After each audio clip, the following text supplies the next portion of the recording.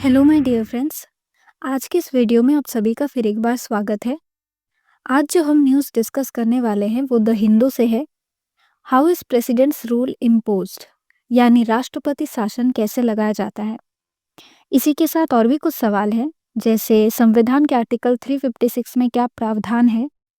राष्ट्रपति शासन लागू होने के बाद राज्यपालों ने विधानसभा भंग करने के केस में क्या किया है, और इसको लागू करने के केंद्र सरकार के फैसले में सुप्रीम कोर्ट ने पहली बार कब इंटरफेयर किया था। तो यही कुछ क्वेश्चंस है जिनके बारे में हम डिटेल में बात करेंगे। आइए सबसे पहले जानते हैं कि प्रेसिडेंट्स रूल क्या है। आर्टिकल 356 का यूज राज्य सरकार को हटाने के बाद राज्य में प्रेसिडेंट्स रूल लगाने के लिए किया जाता है, जबकि यूएस और ऑस्ट्रेलिया में फेडरल गवर्नमेंट पर स्टेट्स की सेफ्टी के लिए ड्यूटी ये है कि उनके संविधानों में स्टेट गवर्नमेंट्स को हटाने का कोई प्रावधान नहीं है।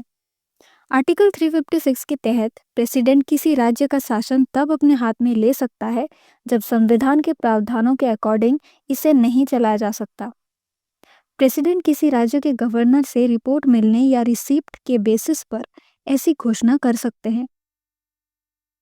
इसके बाद आर्टिकल 365 के तहत किसी राज्य द्वारा यूनियन गवर्नमेंट के किसी भी ऑर्डर को फॉलो या फिर उसे इम्प्लीमेंट करने में फेल हो सकती है। प्रेसिडेंट्स रूल की घोषणा को संसद के दोनों सदनों द्वारा इसके जारी होने की डेट से 2 महीने में सिंपल मेजॉरिटी से अप्रूव किया जाना चाहिए। उसके बाद प्रेसिडेंट्स रूल घोषणा की डेट से 6 महीने तक जारी रहता है, जब तक कि इसे पहले रद्द न कर दिया जाए। इसे दोनों सदनों द्वारा सिंपल मेजॉरिटी से अप्रूवल करके एक बार में 6 महीने के टाइम पीरियड के लिए बढ़ाया जा सकता है, यानी प्रेसिडेंट्स रूल टोटल 3 इयर्स के टाइम पीरियड से ज़्यादा नहीं हो सकता। अब आगे देखिए क्या सवाल है। तो इसकी हिस्ट्री क्या रही, इसको भी थोड़ा जान लेते हैं।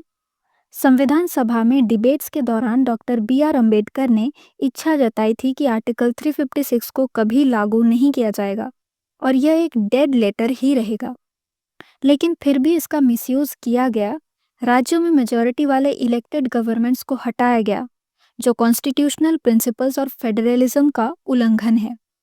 अब अगर हम लोकसभा इलेक्शंस में हार से लेकर लॉ एंड ऑर्डर की गिरावट की बात करें तो इसके कई रीजंस हैं। जब प्रेसिडेंट्स रूल लागू करने के बाद विधानसभा को भंग करने की बात आती है तो इसका जो व्यू पॉइंट है उसमें कोई इक्वालिटी नहीं है। कॉन्स्टिट्यूशनल प्रिंसिपल से ज़्यादा ये पॉलिटिकल सुविधा थी जिसने पास्ट में ऐसे डिसीजंस को बढ़ावा दिया। विधानसभा को भंग करने में कई गवर्नर्स ने सिमिलर सिचुएशंस में अलग अलग व्यू पॉइंट अपनाए हैं।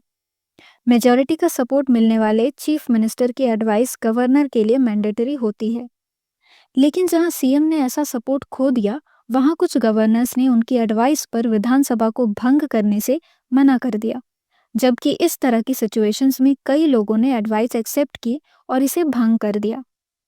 केरला 1970 और पंजाब 1971 में सीएम की एडवाइस पर इसे भंग किया गया था, जिसका मेजॉरिटी सपोर्ट का दावा थोड़ा डाउटफुल था। लेकिन वही अगर पंजाब, यूपी, एमपी और उड़ीसा की बात करें तो ऐसे ही सिचुएशंस में आउटगोइंग मिनिस्ट्री की एडवाइस के बेसिस पर विधानसभा को इमीडिएटली डिसॉल्व नहीं किया गया और अल्टरनेटिव मिनिस्ट्रीज को स्थापित करने की कोशिश की गई। इस पर कोर्ट ने क्या फैसला सुनाया, इसको भी हम थोड़ा समझ लेते हैं। स्वतंत्रता के बाद फर्स्ट 4 डिकेड्स के दौरान सुप्रीम कोर्ट और हाई कोर्ट ने राज्यों में प्रेसिडेंट्स रूल लगाने के केंद्र के डिसीजन में इंटरफेयर करने से मना किया। एसआर बोम्मई केस 1994 में सुप्रीम कोर्ट के क्लियर जजमेंट के बाद ही आर्टिकल 356 के मिसयूज को रेस्ट्रिक्टेड किया गया। इस जजमेंट में कोर्ट ने माना कि आर्टिकल 356 को केवल कॉन्स्टिट्यूशनल मशीनरी के टूटने की कंडीशन में ही लगाया जाना चाहिए, ना कि लॉ एंड ऑर्डर के टूटने में। इसने यह भी माना कि प्रेसिडेंट्स रूल लगाना जुडिशियल रिव्यू के अधीन है और इसे पॉलिटिकल रीजंस से मिसयूज नहीं किया जाना चाहिए। अब आगे यह फैसला सुनाया गया कि जब संसद प्रेसिडेंट्स रूल लगाने की परमिशन नहीं देती तब तक विधानसभा को भंग नहीं किया जाना चाहिए और इसे केवल सस्पेंडेड वे में ही रखा जा सकता है। इसके बाद देखिए सवाल है कि इसे कब रद्द किया जा सकता है। तो अगर मेजॉरिटी वाली सरकार ना होने की वजह से प्रेसिडेंट्स रूल लगाया जाता है तो फिर नए इलेक्शंस कराए जाते हैं, मतलब ज़्यादातर ऐसा ही होता है। और उसके बाद प्रेसिडेंट्स रूल हटा दिया जाता है और एक पॉपुलर तरीके से चुनी गई इलेक्टेड गवर्नमेंट का रूल संभाल लेती है।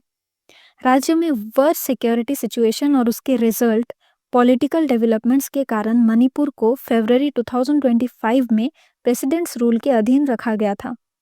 विधानसभा जिसका 5 ईयर टर्म मार्च 2027 में एंड हो रहा है, उसको सस्पेंडेड वे में रखा गया है।